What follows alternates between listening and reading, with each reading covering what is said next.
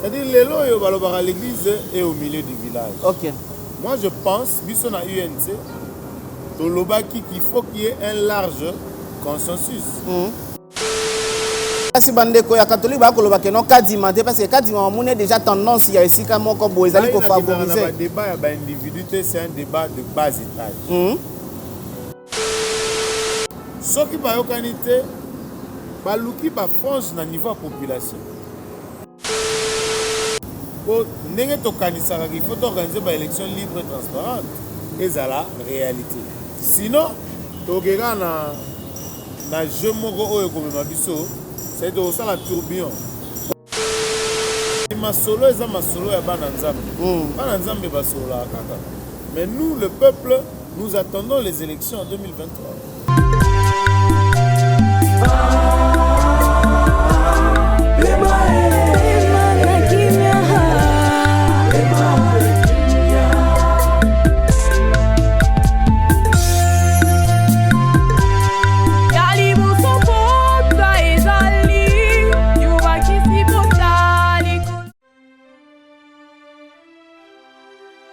Shalom peuple de Dieu, nzamba pambola ndeko nyonso tu oyo à cause occasion ya kolanda maloba oyo.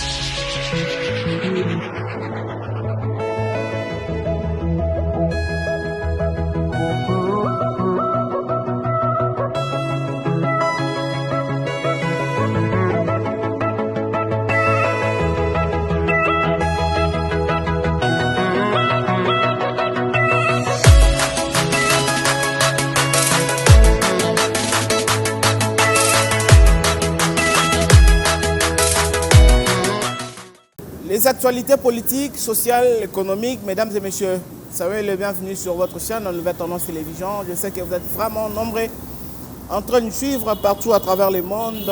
Nous sommes aujourd'hui 11 août 2021. On avait voulu commencer avec la lecture, il y a des journaux apparus aujourd'hui, malheureusement aussi un peu de couac. C'est la raison pour laquelle on commence directement avec notre émission. Et alors, Tokolobela, vraiment, actualité aux alliés dominée. Actuellement, la carte, il y a Congo Mobile en général et nous sommes à Kinshasa. Voilà. Nous allons parler de la CENI. Mesdames et messieurs, vous n'êtes pas sans ignorer que depuis un certain temps, confession religieuse, pour retrouver un dirigeant, il y a CENI, c'est tout un problème. On n'arrive pas toujours à comprendre. Et jusqu'à quand nous allons avec cette affaire.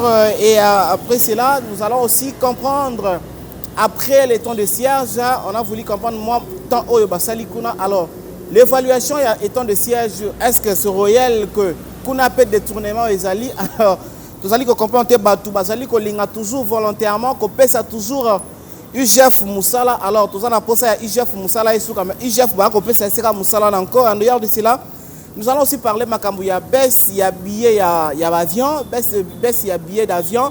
Est-ce que réellement makambo oyo elobami yango nezali bazali ko appliquer yango déjà et jusqu'à quand cela serait appliqué en dehors de cela. Nous allons parler de l'UNC parce qu'aujourd'hui, comme invité dans notre plateau, nous avons le porte-parole de la ville-province de Kinshasa. Il y a UNC, il s'agit de M. Alain Madilou qui est le nouveau porte-parole. Il y a UNC, il y a ville-province de Kinshasa. Avec lui, nous allons parler vraiment de tout sauf rien. Nous allons parler par rapport à la relation. Il y a UNC, Nakana, UDPS, ou soit relation à UNC, Union nationale, Union sacrée plutôt. Tokolobela vraiment makambo ozaliko tungisa ba congolais ya diaspora pe akata Kinshasa akata ville ya province de Kinshasa yango ezali vraiment ba grande ligne oyo tokome camper commettre les points sur le i avec notre invité qui est déjà avec nous monsieur Alain Madilou. Bonjour. Bonjour Ndeko, bonjour ba Congomais nyonso ba pesita na bango pour ba luka ba yoka biso. Bonjour na peuple congolais. Voilà, pour la bande déjà, na yo Meshale Madilou le tozali le 11 août, tozali date moko oyo Congo mobimba, Congolais nyonso ya libanda pe ya mboka tokanisaka moko ya ba artiste musicien oyo atika biso depuis 2007 na kombo ya Madilou multisystème les grands ninjas les grands pharaons. Liloba nini oyo koyi koloba ya moto kota penza na makambo etali politique. Bon, c'est déplorable parce que j'ai 14 ans. Je suis parmi bateau Solane à Souka na niveau fallu. OK. Na niveau bana, c'est dinga muta Souka na Solane. C'est déplorable là ça je pense qu'azo là parce que mutu loko la na naé. Ouais. Et là on subir 14 ans moi les Guinéens inaperçu, il fallait mboka et s'en charger. À la limite, il fallait peut-être ma revue au fond de promotion culturelle les alliés et on peut ça ba fond pour que ça là-bas bacha artiste na banal ya histoire. Voilà. Artiste na comment vivre dans les oubliettes. Par exemple, ils ont un livre moko te betara lisolo ba artiste, ils ont un eloko moko te ko sala ke soko tuni Madilou ba biselo mba moko tanga biographie et ainsi de suite. Pour comprendre qui était Madilou. Donc quelque part nous sommes en train de faillir et au risque de perdre l'identité na biso. Parce que vous voyez que artiste a un vecteur de message, culture et une identité na biso. Et artiste a un moto à propager la culture na biso, donc identité na biso partout dans le monde. A un moto faut l'État protéger, l'État lingaye, ata aza vivant, ata akufi. OK. Mais après 14 ans quand même, on sent que il y a moins de négligence à Makassi dans le cadre et c'est déplorable. On espère que la ministre Sahel Lelo la culture, on trouvera un moyen pour honorer, pour redorer l'image des artistes.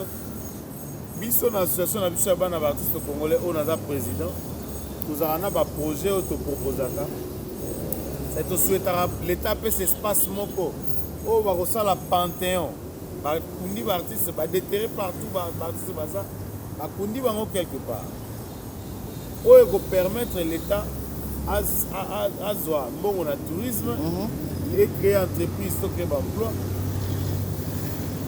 excuse ainsi de suite. Donc quelque part artiste a beaucoup mbongo na l'état et a contribué na budget à l'état mais il suffit seulement de la volonté na ndenge nini ya kosaela.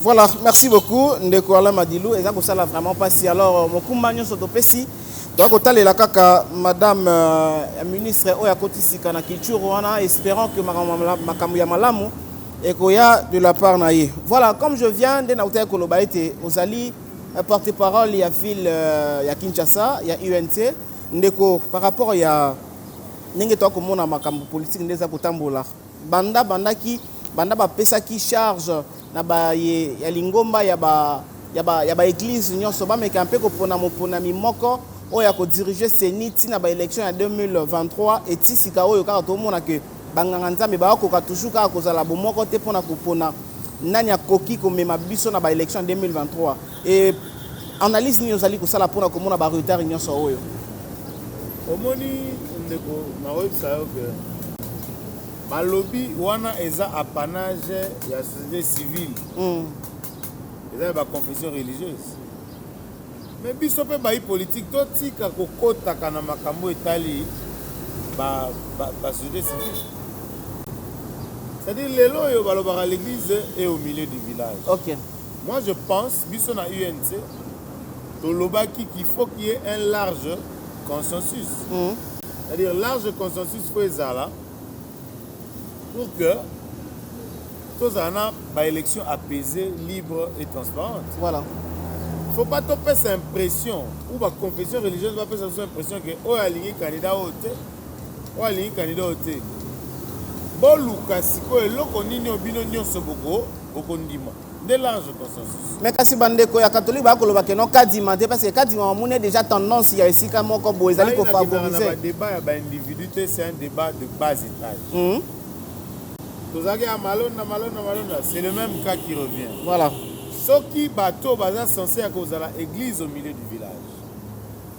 Bazo tingama na candidat moko. To ba misu ba bité to moni boy ba solo la ba yokana.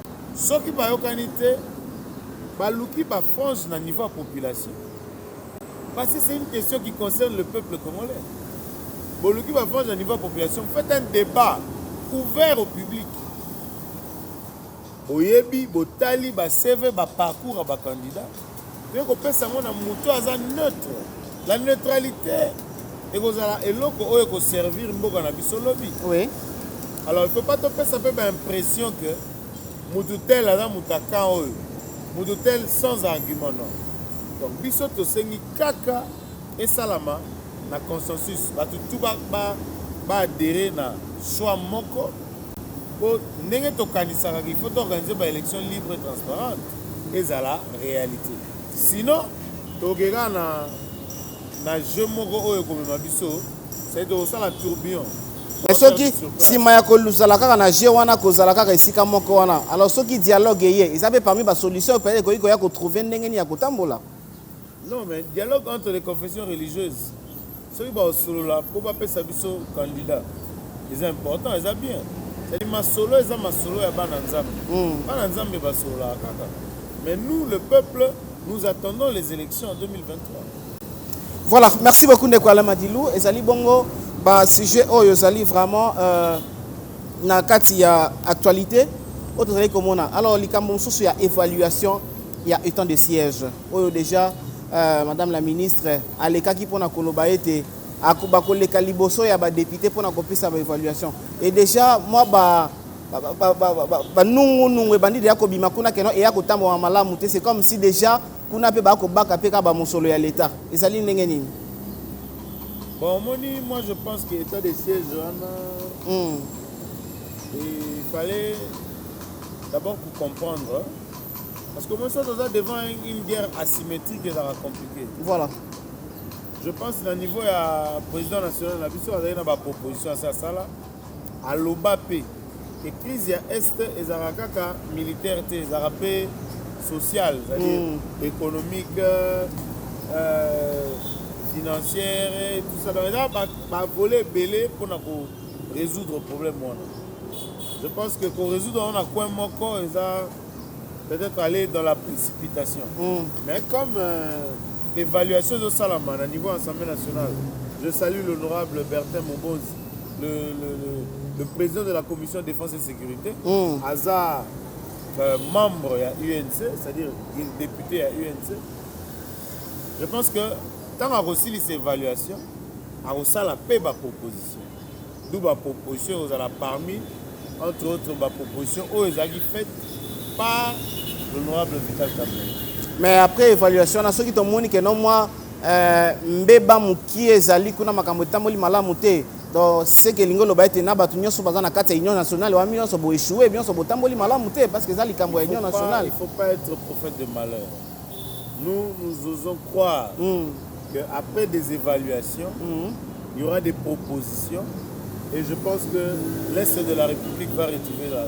Pourtant, vos propositions, c'est que déjà, donc il faut la proposition. Mais on fait seulement une évaluation et logo est tamboli malamute. C'est pourquoi moi, une assemblée nationale, c'est l'évaluation. c'est que tamboli malamu te. Donc c'est la première évaluation. Bakotala, ma proposition ni bako bakisa ba renforcer pour que l'état de chez Simba. Mais ce qui n'est pas oyo, bon, et ça peut-être nandenge ya constitution na noté. Mais ce qui n'est tamboli malamu te. Bipa iwa bito mona ke non parce que bayoka ki ko tambola beauté yango tamboli malamu te tant de siège wana. Bon, ma question ni on va poser dans l'Assemblée nationale, bah sengi va répondre dans après 48 heures. Donc toujours c'est là-bas répondre. Mais déjà je vois bah tu vas continuer à faire bah toujours bakangi ba officier mon ba en connivence dans ba groupe tel. En fait, il y a un certain temps bah tu vas comment faire quoi biso ki ko kanga eza solution. Non. Des fois dans la vie et c'est ngaka bovandi kotala, qu'est-ce qu'il faut faire pour que les choses marchent? Arrêter oui, mais on n'arrête pas pour arrêter. C'est ce qu'a subi notre leader, Vital Kamerhe. C'est-à-dire, en preuve, il devient otage. Parce qu'on dit en droit, l'arrestation est une exception, la liberté est une règle. Okay. Lorsqu'on arrête, on doit avoir un soubassement. On n'arrête pas parce qu'on s'est dit qu'il y a un kangié pour la kani sinon. Quand la cause en a eu, on s'est cop, on peut s'y mouton bon. Mais dans le document, on signé soit dans l'assistant qui dans sentinelle, na moi moi à côté, patron d'agi na moi bio. Na ebi ke bali agi na patron. Yo lo bageno yo sentinelle mtozai complice.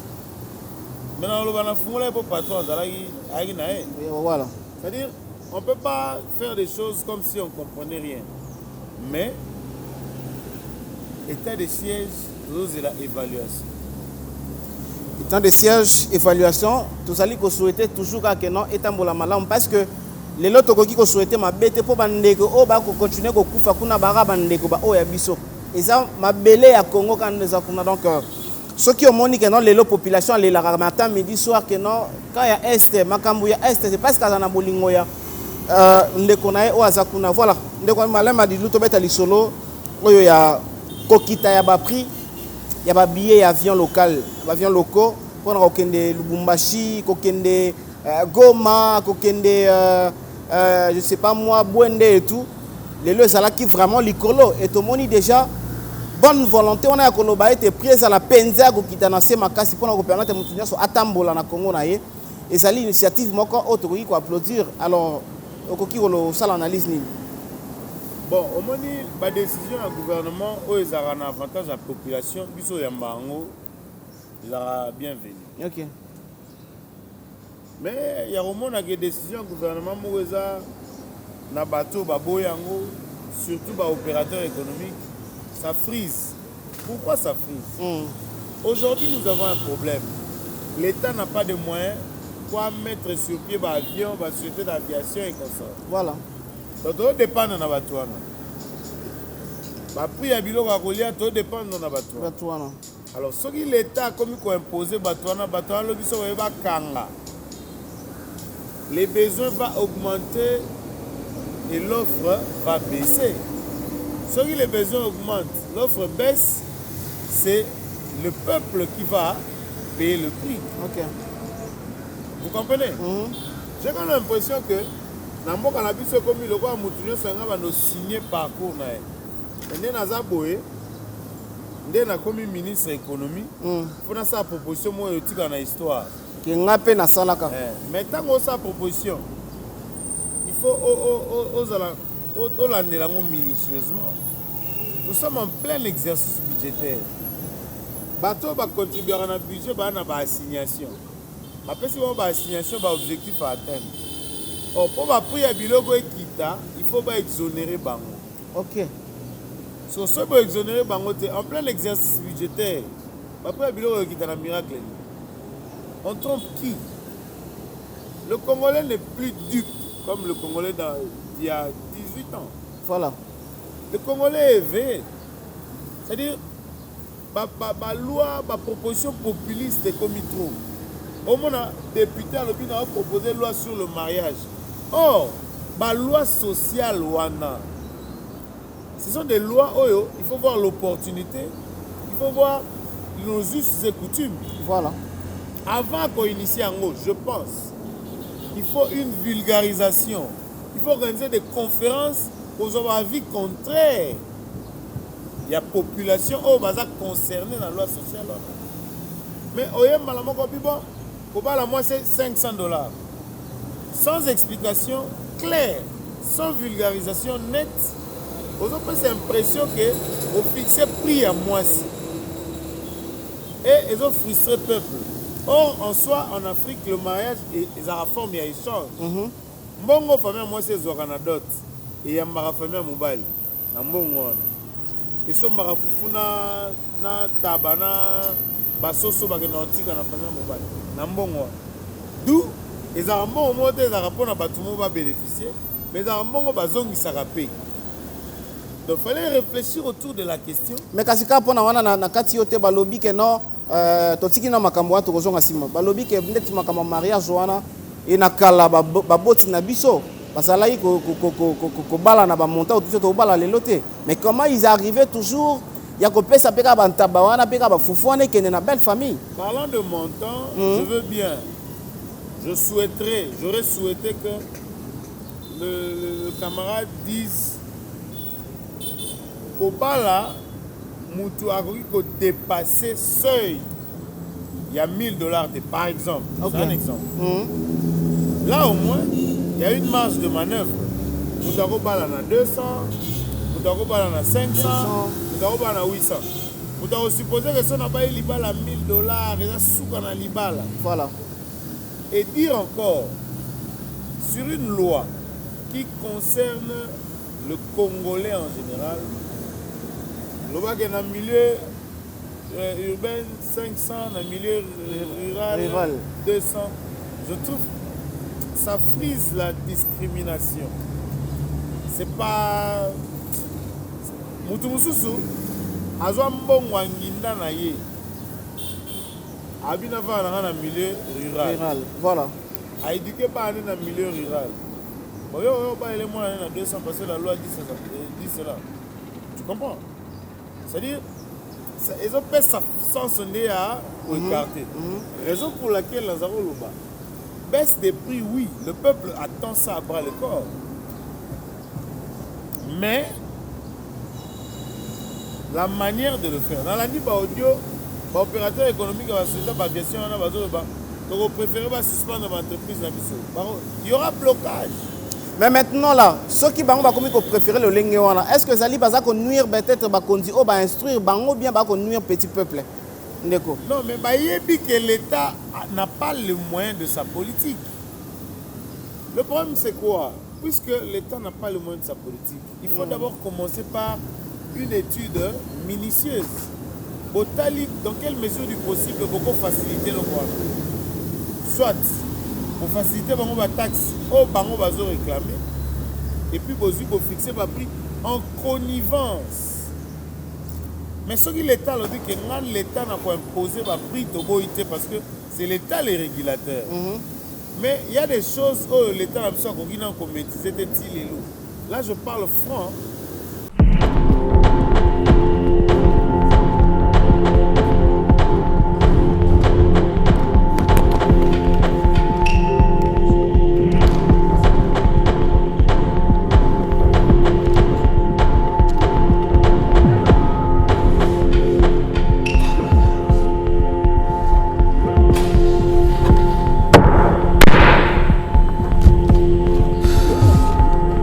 Les vrais jugements arrivent. Qui plaidera ta cause? Avec mon avocat Jésus, j'ai la garantie de la victoire. Conjointement avec tous les membres du corps évangélique, Family Interest prévoit une descente à la prison de Makala ce 21 août pour présenter au justiciable le grand plaideur Jésus-Christ. L'audience élevée.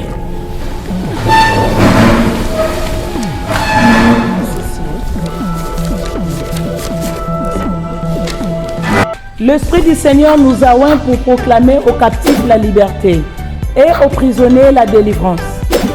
Chers frères dans le Seigneur, papa, maman, nous invitons tous à venir soutenir nos bien-aimés détenus de la prison Makala.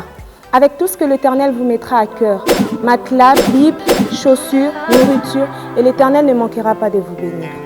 Cabinet de santé nationale puissante chez Dr Cathy Munga. Kombo na ngai sœur Cathy Munga, nazali naturothérapeute, nazali kosunga bandeko bazali na bokono ya ndenge na ndenge au moyen de plantes naturelles. Bandeko baza na ba problème ya ba hémorroïdes interne tout comme externe, infection urinaire, prostate, azoospermie, obota ezali te, rhumatisme, nerf sciatique, gouttes, règles douloureuses, glaucome, vision floue, motopathie intense, sinusite. Awa naza na kati ya laboratoire.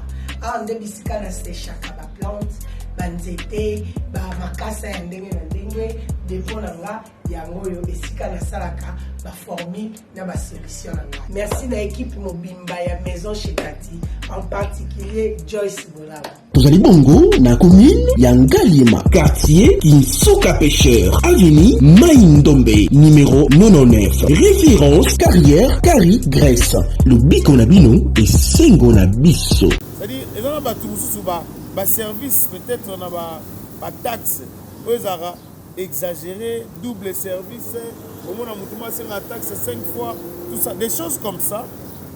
Bah, on peut pas tenir en compte. Je ne dis pas que va maintenir plus habillé dans le mais ndeko madilu soki lelo letango andimi koloba yango officiellement na batandoike na ba média nyonso ete ke no besi ya ba billet avion bo c'est que déjà il a vite compris atali ke no côté oyo atali ba mabena ba bolamu nango tu yango aleki ko ya koloba na biso yango. Je veux bien. L'État c'est lui le régulateur. OK. Mais l'État ne voit pas seulement. C'est même pour initier une loi, même pour prendre une décision, en droit on dit, on prévoit les circonstances atténuantes. Yo, Ozokisi, Ndekona Mobile. La loi dit quoi? Coups et blessures volontaires de 3 à 5 ans de prison par exemple. Non, de 2 à 10 ans, 10 ans.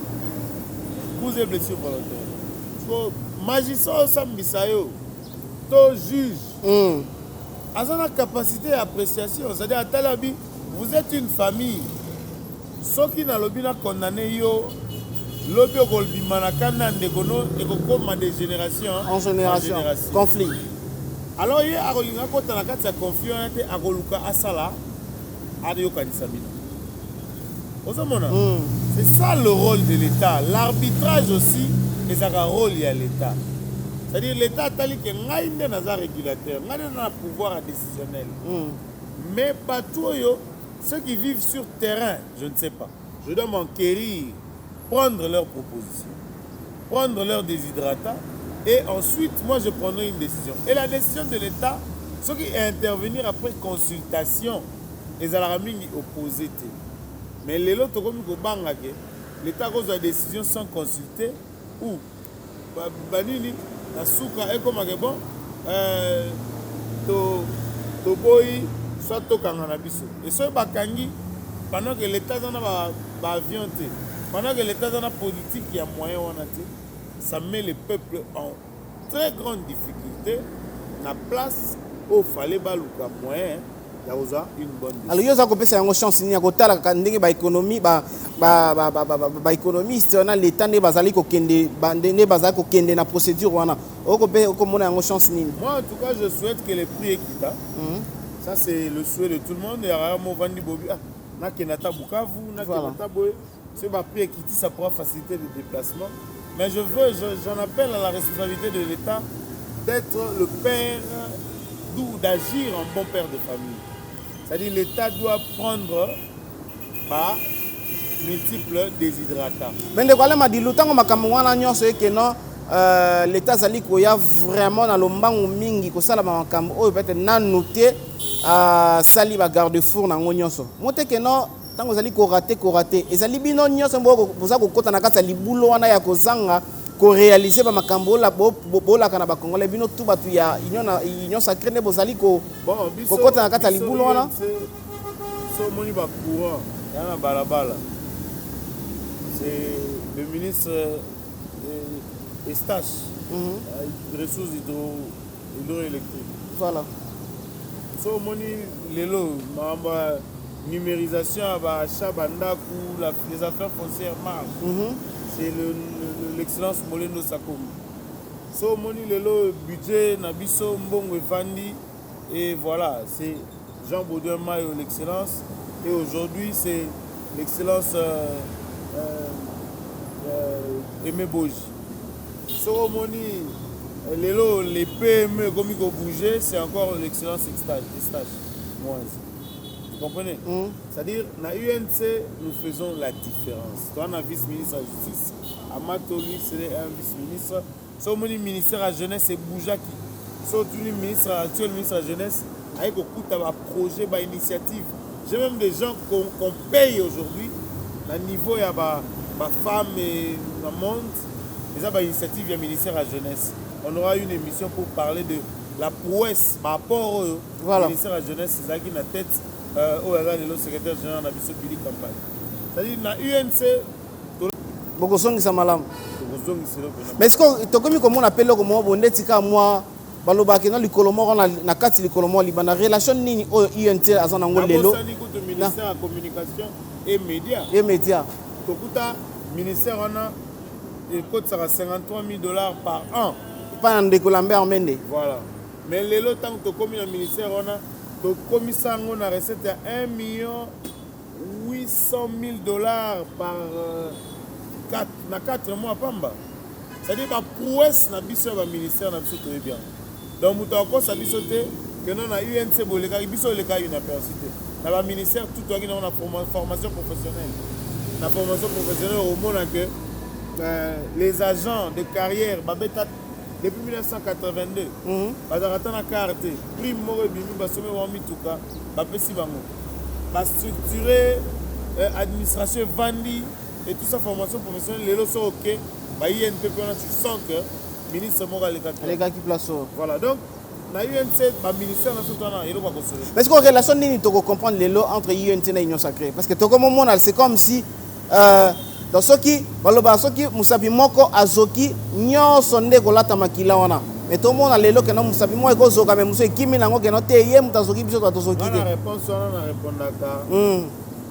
Nous avons été naïfs. C'est-à-dire nous avons laissé les ennemis de la République faire ou kidnapper l'honorable Vital Kamerhe. Parlant de ça, Malingara Kongola Zonga Tokanisa professeur Toussaint Chilombosa, il n'est pas de notre famille politique. Mais nous avons un prophète politique parce que le soir, il y a kidnapping, il y a mon amboka Vital Kamerhe. À comment tweet na Boutouabi, c'est ce soir que la classe politique congolaise entre dans une zone de forte turbulence. Le temps nous a permis de comprendre qu'il avait raison. Tant qu'on a Boutou, on va comprendre.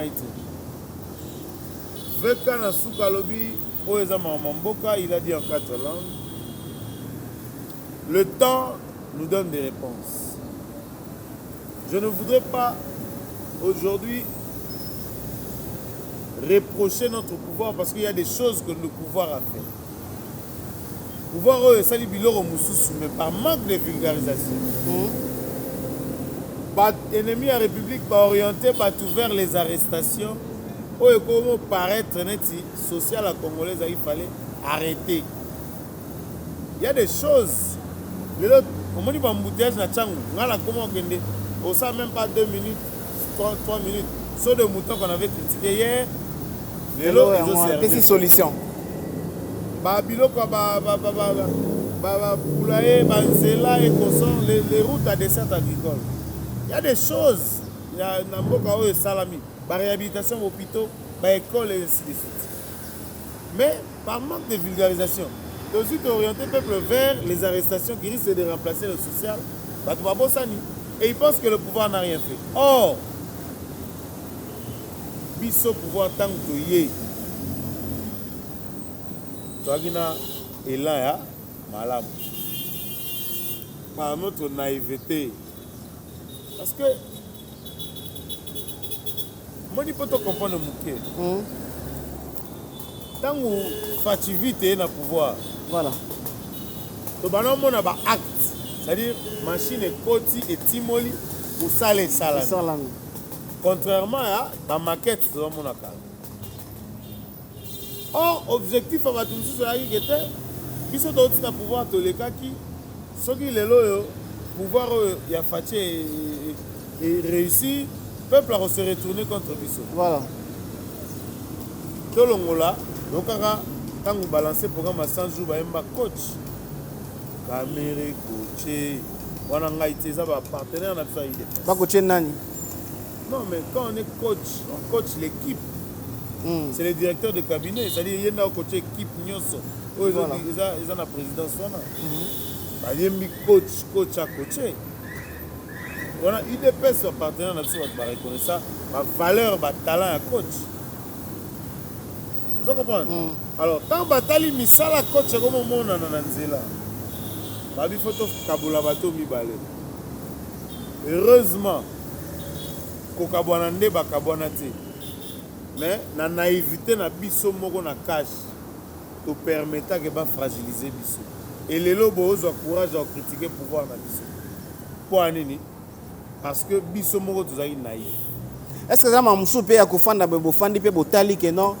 Soki ndeko mona mboka Vital Kamerhe azalaki vraiment na poste na ye.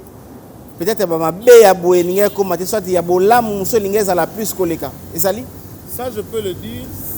Même attends la membre UNCT Marolo Bango.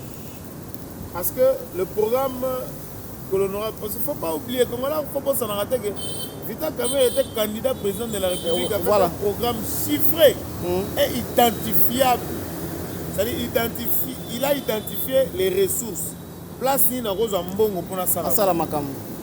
Il y avait un programme détaillé. Connaissance et capacités managériales. Je ne doute pas que ce soit Zalagi Wana. Quand on a un miracle, il y a un moment où on a un tweet. On est dans la zone de turbulence le 8 avril 2020. Voilà, moi j'espère qu'il n'est pas trop tard pour réparer. Il y a un moment où on a force, il y a loi. Quand il dit quelque chose, ça a une force de loi.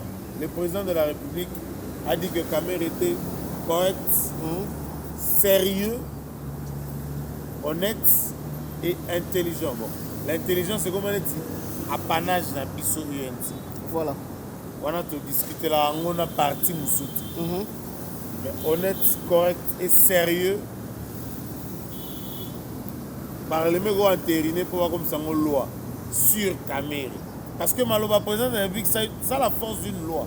C'est à Parlement Goloba, tout ça, les lois Moko sur Kamerhe, il est correct, sérieux et honnête. C'est très important.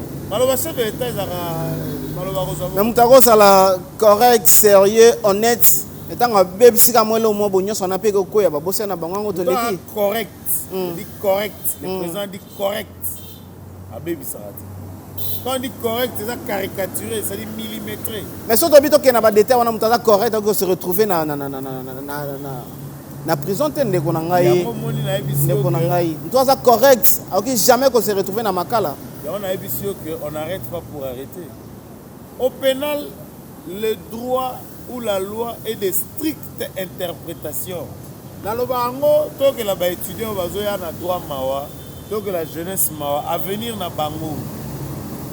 Parce qu'il ne faut pas aujourd'hui faire croire à la population que Vital Kamerhe a détourné, ou Jamal, pour ne pas citer Vital Kamerhe, parce que nous avons Kamerhe été. Ou Jamal a détourné, Jamal n'a pas détourné. À mon humble avis des juristes, Jamal n'a pas détourné. Détournement, il faut que l'on a objectif, au changeant objectif. Premièrement. On a destination, on change de destination. Mais Jamal il reconnaît avoir perçu la totalité de l'argent.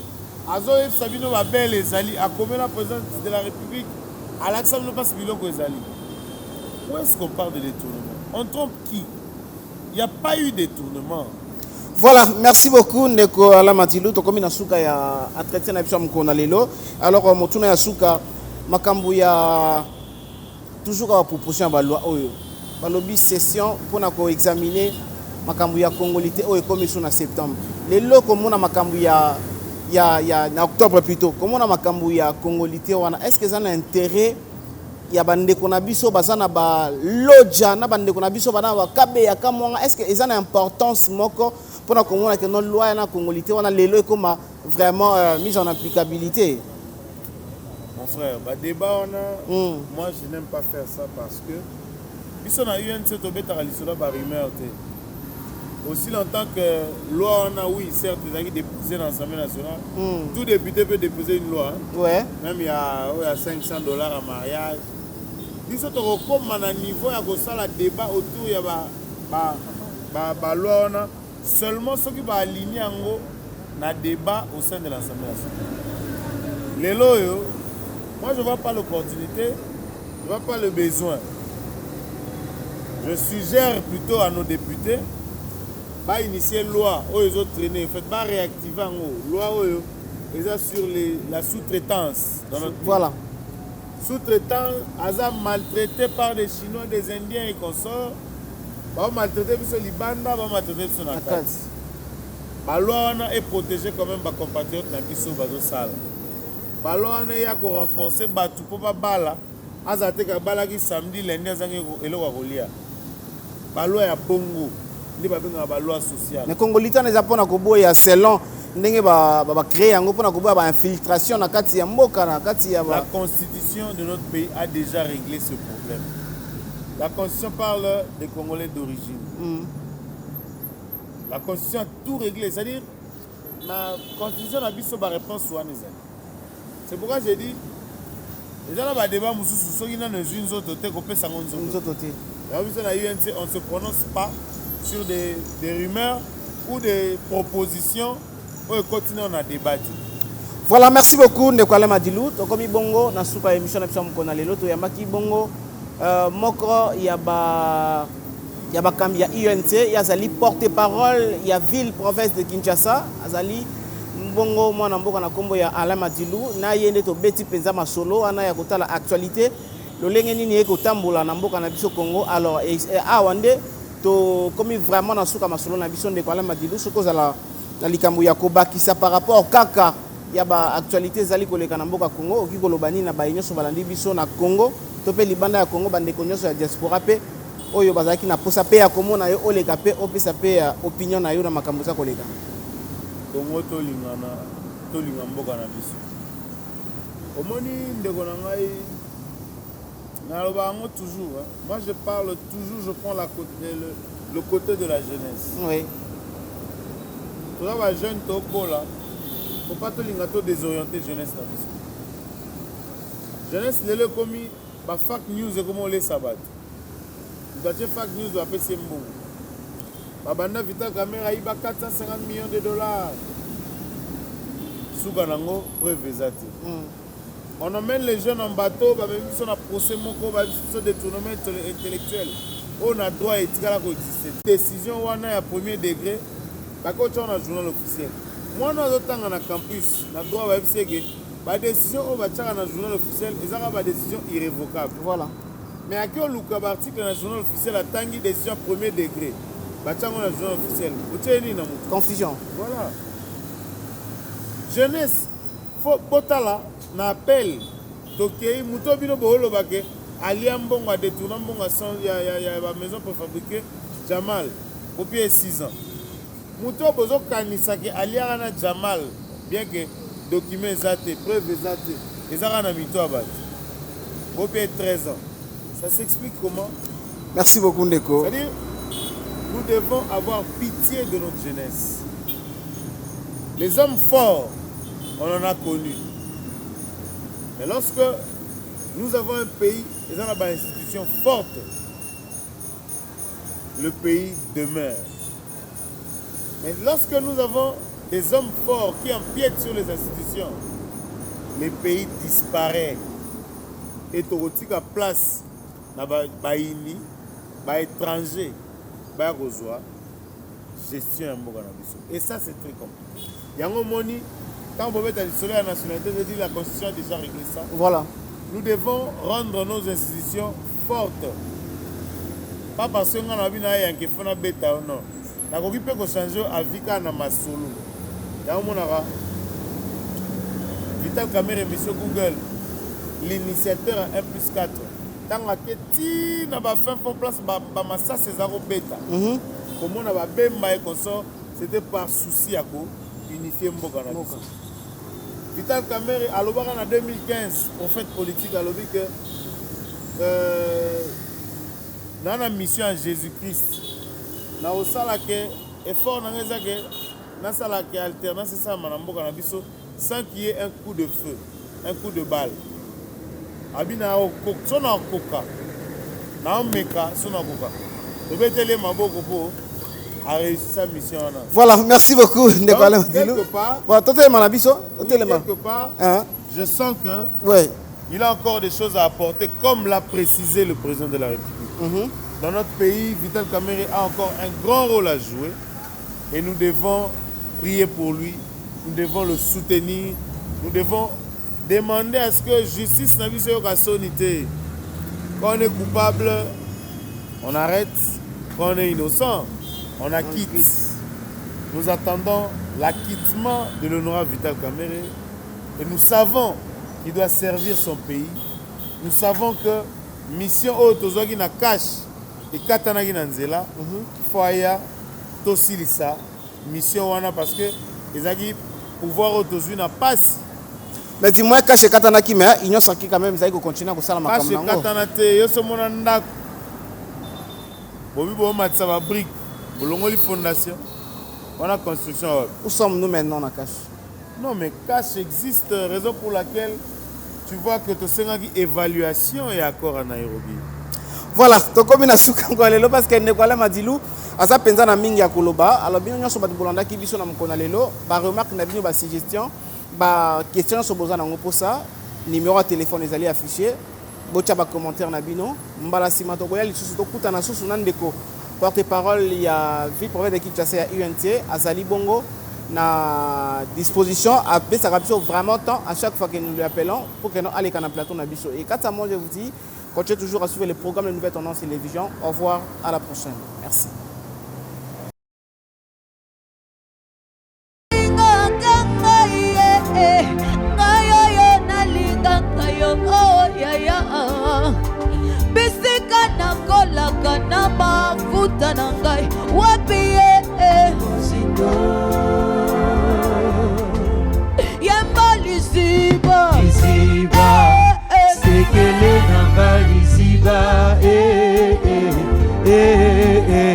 Liziba kinona mosindona yo. Allons-y. Yamba liziba liziba sekele nanga liziba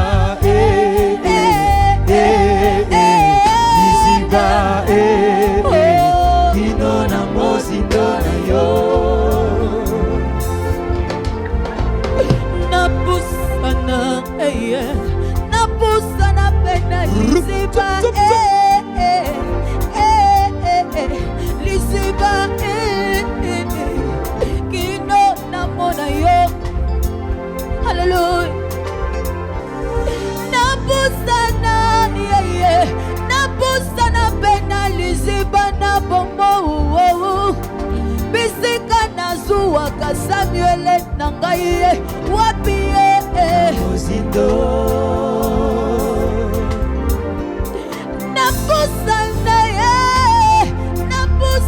pena liziba na bomo bisika nazuwa kalipa mboli nangaye wapi Ozindo. Hallelujah. Oh hallelujah.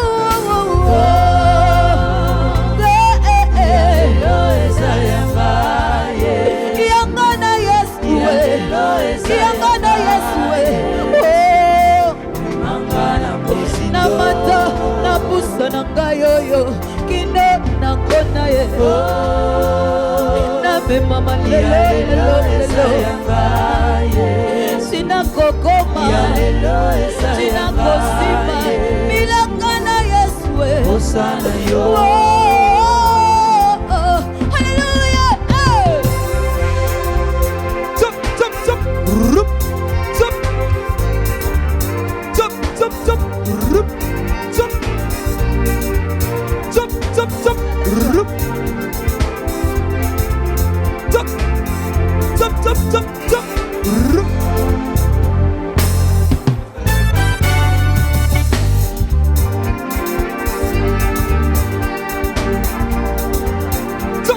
zop, zop, zop, rup.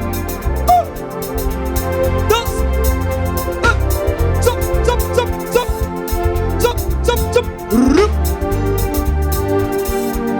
Zop, zop, zop. Zop, zop, zop, rup.